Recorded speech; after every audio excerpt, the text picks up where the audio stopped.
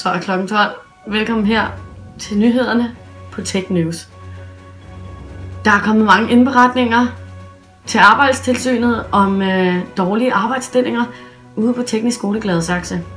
Så jeg har sendt rapporter Josefine Rosenqvist og ergonomispecialist Sabrina Willert ud for at undersøge sagen.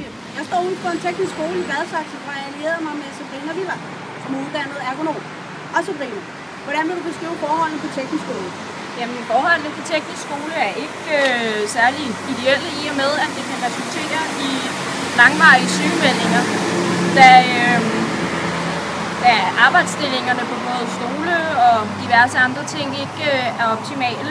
Folk sidder forkert på stolene og får dårlige rygge og andre ting, og det kan i sidste ende for mester og skolevirksomhed. Ja. Vi er så rykket indenfor, hvor Sabrina vil illustrere, hvordan man sidder korrekt på en stol. Ja, nu vil jeg demonstrere lidt, at man ikke sidder sådan her på en stol, i og med at man ikke kan nå jorden med en fuld flade. Så det man gør, man sænker stolen lidt, så du kommer ned i en rigtig sideposition, og så sidder du oprejst med ryggen, så du følger ryglænet på stolen. Det er der mange, der gør fejl. De sidder enten sådan her, eller sådan her, og så til sidst så vælter man ned af stolen. Jeg starter. Nu vil Sabrina vise os, hvordan man sidder korrekt ved et skrivebord.